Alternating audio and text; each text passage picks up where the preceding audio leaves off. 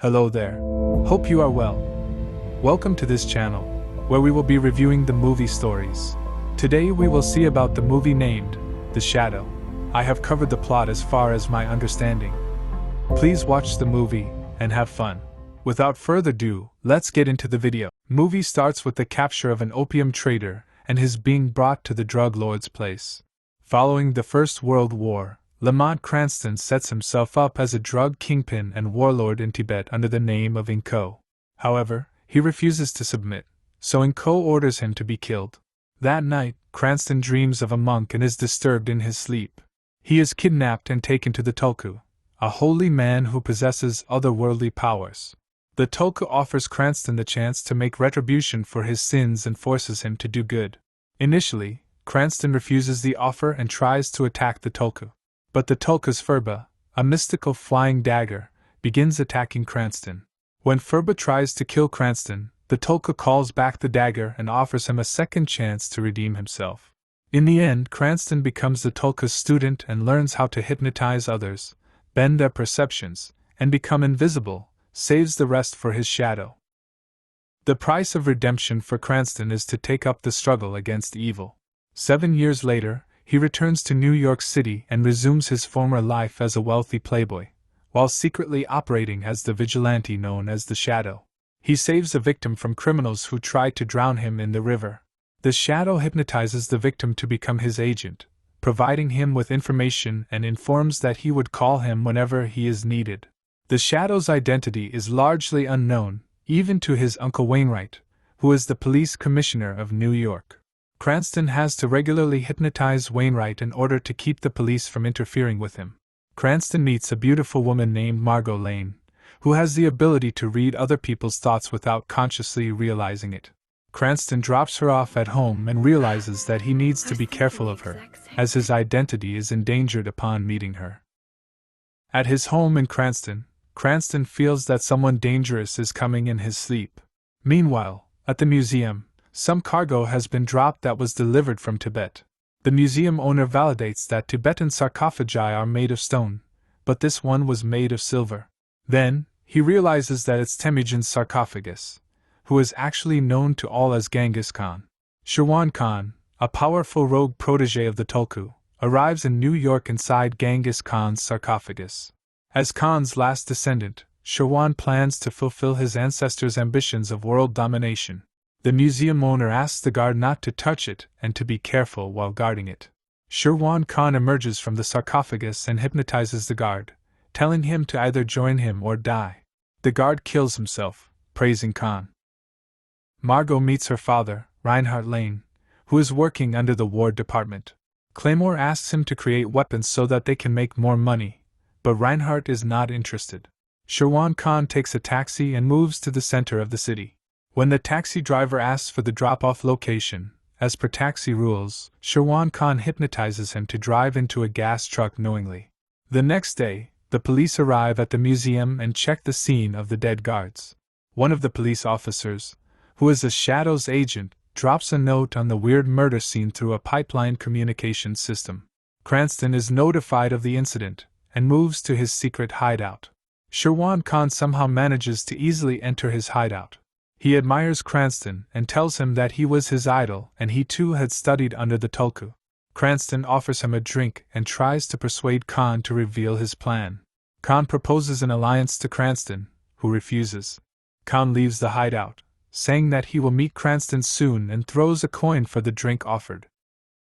Cranston secretly visits one of the agents he saved earlier to get an analysis of the coin Khan gave him. The physicist says that the metal is made of bronzium, which was supposed to be found only in Sianking, according to Chinese legends. Cranston inquires if it can be made into a weapon and the physicist informs him that, fortunately, the apparatus to hold the bomb doesn't exist. Unfortunately, Reinhardt was working on the model. During his psychic view, Khan finds that Reinhardt is making a similar device that can activate the bomb. He remotely hypnotizes him. The next day, Margot Lane is complaining to the police chief about her dad being mentally unstable, and Cranston overhears her. He discovers that Reinhardt was hypnotized by Khan for the device. Cranston leaves the place, but Margot stalls him by asking about her father. Accidentally, she finds Cranston's old name, Inko. When Cranston tries to hypnotize her to forget that name, he is unable to do so. Khan's generals find Reinhardt in his lab and try to abduct him with the device. The Shadow comes to fight the Mongol warriors and tries to stop them. Shirwan Khan finally gets hold of Reinhardt and cunningly asks him to bring his daughter to visit him. When Margot visits, Khan hypnotizes her, gives her a gun, and sends her to Cranston's place to kill him. When she enters Cranston's home, he breaks her hypnotized mind, but she finds out that Cranston is the Shadow and asks him to save her father. Cranston finds Shirwan Khan in a restaurant and confronts him. Khan gets agitated and brings out Furba's dagger, confessing that he controlled that knife and even killed the Tulku. Cranston still can't control Furba's dagger. Meanwhile, Khan is talking, and Cranston silently hypnotizes one of his generals to throw his gun to him, and they fight. When Khan escapes, Cranston follows him but loses him at a corner suddenly, like he disappeared. Cranston is suspicious and looks at an empty lot closely, looking clueless. Cranston returns to his home, where he finds Margot still there. During his sleep, he dreams of his skin getting torn down, and under it, Khan was there. The next day, Khan checks with Reinhardt about how big the explosion from a huge tower could cause damage. When one of the tourists makes fun of Khan's dress, he hypnotizes him to jump off the building. Meanwhile, Cranston learns from Margot that Claymore, her father's assistant, was making a sphere that could be weaponized, as Khan had said before. Cranston asks Margot to check out the vacant lot that he had checked before and assures her that the Shadow will make a visit to Claymore. However, Claymore has already joined forces with Khan and traps Cranston inside a hydrosphere, shooting him.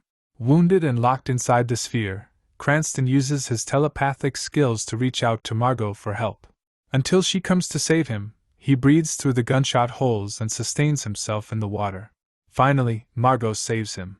Cranston, with his wounds, lies in bed in a state of psychotic breakdown, and Margot accidentally gets into his thoughts and learns about his past life.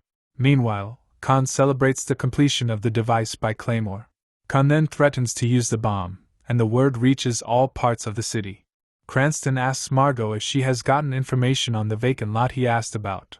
It seems that everyone only remembers vaguely that the building was completed, but no one knows when it was demolished. Cranston discovers that it would be a trick to hide in plain sight. Khan has hypnotized the entire city to think of it as a vacant lot, but Cranston was able to see through it. Khan activates the bomb and sets a 2-hour time limit before he imprisons Reinhardt with the bomb. Cranston informs his agents to wait at the vacant lot and to enter the Hotel Monolith when they can see it. The Shadow enters the hotel and approaches Khan. Being feared of the Shadow, Claymore loses control and acts erratically. The Shadow shows him the way to free himself by making him jump out of the window. When confronting Khan, the Shadow faces the Furba dagger and is chased by it to kill him.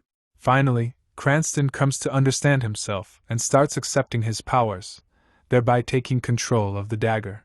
He then uses it to go after Khan. When Khan is wounded, he tries to flee the scene. As Khan is wounded, the city people start seeing the monolith building in the vacant lot suddenly. Finally, Cranston, with his psychic power, breaks the illusion and uses a piece of broken glass to penetrate his frontal lobe. Khan awakens in the padded cell of a mental hospital. One of the doctors tells Khan that they were able to save his life by removing a part of his brain, nullifying Khan's psychic abilities. Cranston and Margot begin a relationship and join forces to fight the criminal underworld. Some of the review scores, based on the famous movie review sites. Thank you for watching. If you like this video, share it with your friends, give us a thumbs up and please subscribe for more. Your appreciation means a lot for us to keep making contents further. See you on the next video.